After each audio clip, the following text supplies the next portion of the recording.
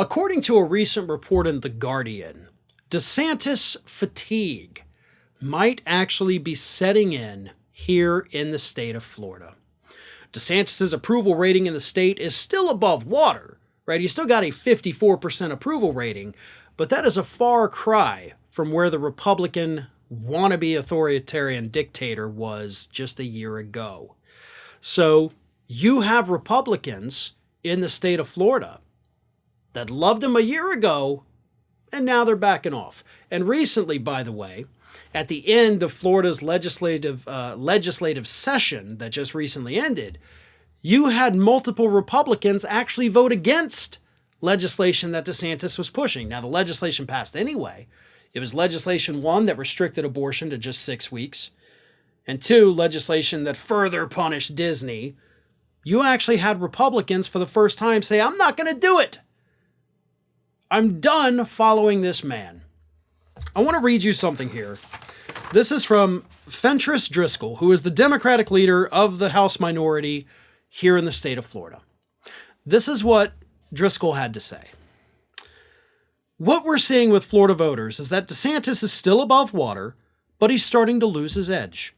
And people are starting to rethink their support for him. He's started to stumble more and more nationally. He was squirming at that podium when he had to defend those comments. It wasn't me, and also, by the way, here's the bright side. No, there is no bright side to slavery.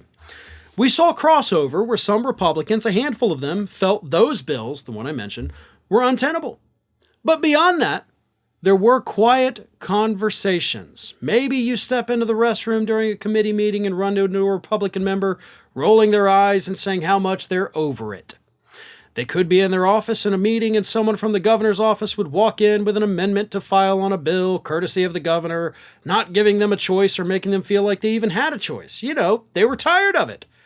If things don't go well for him on the national stage, I think he comes back as a lame duck. Now, obviously Driscoll is in the Capitol, in the House, understands what's going on better than anybody else outside of it. But let me add to it, because I think this is really what's weighing down DeSantis here in the state of Florida. Again, he's still above water, but he's still slipping. So here's what I think is happening. What Ron DeSantis has done, not just with his presidential campaign, but even before that, he has brought the national spotlight onto the state of Florida. But more importantly, the legislation being passed by our solid conservative state legislature. All of the horrific things that have happened in Florida have not come solely by DeSantis' hands. All of the reason we're being criticized all across the nation is not only because DeSantis did it, but because his Republican enablers gave it to him. So these people are now getting this unwanted attention. I mean, let's face it, typically outside of a state, nobody knows that state's lawmakers, right? I mean, do you know everybody serving in the Texas House of Representatives? Do you know the pieces of legislation they're sponsoring? Do you know the ones in Georgia? Do you know them in Wisconsin or Oregon? No, you don't, unless you live in that state. But DeSantis' national attention has brought that spotlight onto everybody, showing the country the ass-backwards pieces of legislation that Republicans are pushing.